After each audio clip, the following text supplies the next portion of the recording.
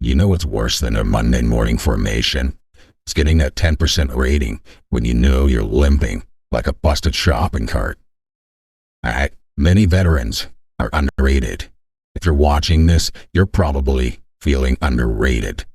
Not because your conditions aren't real, but because this system is a little bit tricky.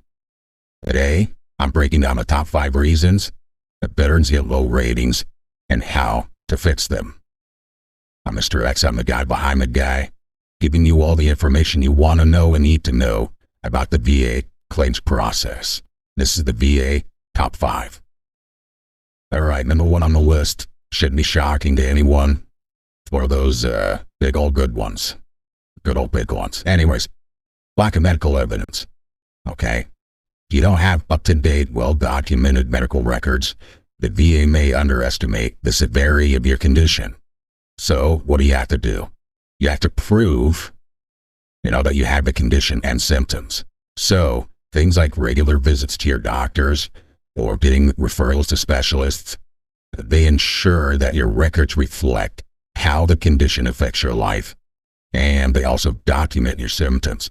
So, if you're not seeking treatment at the VA, you have treatment records, make sure those are submitted as part of your exam. Okay, I'm not advocating that you go to the doctor and get a bunch of pills pushed on you. Mr. X wouldn't do that to you. Okay, but that medical evidence that is created when you go to the doctor, you get your checkups, or seek treatment, that goes and helps to establish the severity of your symptoms and disability with the VA, which puts money in your pocket, and it ensures that you're giving yourself the best opportunity that you can to get the highest evaluation possible. And at the end of the day, that still may not be enough. But I know that a lack of medical evidence will absolutely be a ballbuster. All right, number 2 this week is a weak Nexus letter or no Nexus at all. So without a strong medical opinion linking your condition to service, the VA may deny service connection or lowball your rating. So how do you ensure that you don't have a weak Nexus? Well, following number 1 on the list, having strong evidence that goes to show your current symptoms, and if you had treatment while in service for this condition, and then show many, many years after service for treatment of the same condition, this all goes to build the continuity of your treatment from service until present day. That alone right there gives you stronger evidence so that when the examiner is looking at your file, looking at all the evidence, it's easier for them to delineate that line between what was in service and what was thereafter and how it's all related, because if you sought continual treatment, that goes to make for a stronger Nexus. Okay?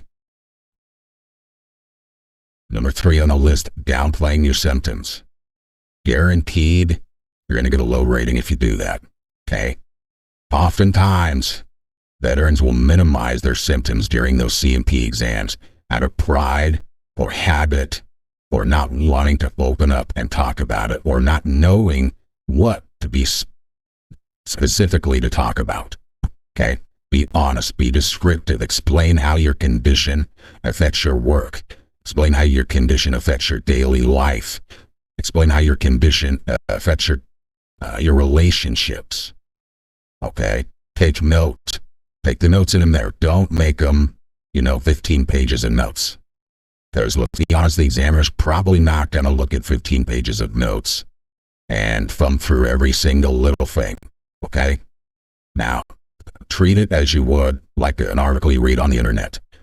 Look for those bullet points. Make it easily scannable. Okay? Highlight certain things. So for every disability, maybe highlight 4 or 5 things with bullet points. Okay? Do that, submit that, provide that to the examiner. That's going to help to ensure that your symptoms are not downplayed, because it will absolutely ensure that you get a low rating. Number 4 on the list is somewhat similar to downplaying your symptoms, and I kind of hinted at it a little bit. It's not describing the functional impact. Now, VA ratings are based on how much your condition impairs your ability to function, not just of the diagnosis, okay? So explain things like missed work. Explain things like sleep disruption. Explain things like difficulty walking or social withdrawal, okay? You want to explain how these symptoms really affect your life. Now, I'm going to caution you on one thing as well, okay? Don't overplay your hand. Don't, if you have a scratch on your finger, don't, go into the examiner, explain that, oh, this totally impairs my ability to work. Now, I know it's kind of a silly example, okay?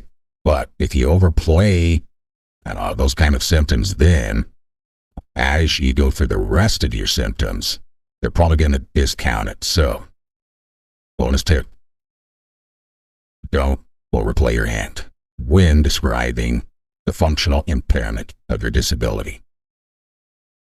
All right. Tip number 5 this week, it's misunderstanding the VA rating schedule. Okay. Now, many veterans will often assume that a diagnosis equals compensation. That is absolutely not true. Ratings are based on the severity of symptoms and the specific criteria set forth in the VA rating schedule. So, and the link below, I'm going to link the VASR D VA. The VASR D is the VA schedule for rating disabilities. Okay, 38 CFR Part 4 breaks down the rating criteria for each condition. Okay, so bonus tip here as well, ensure that the documentation that you submit or the symptoms that you explain reflect what's in the rating criteria for your disability. That will almost guarantee that you get a higher rating or that you get rated appropriately for your disability with the corresponding symptoms. Okay? So, bonus tip, check that out. If you need help, leave a comment in the video.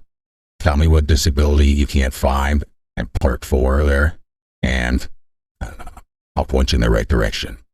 I'll get you the help that you need. All right, wrapping this video up here.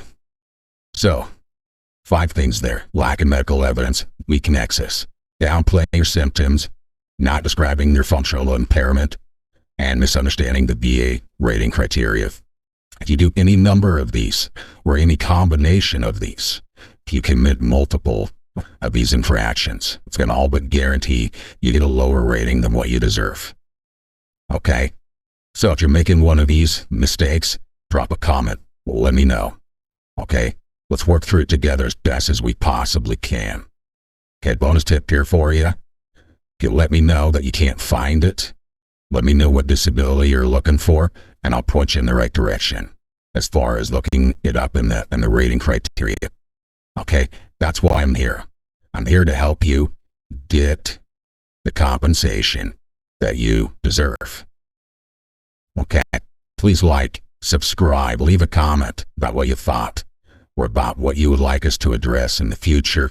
I'm Mr. X. This is the VA Top 5.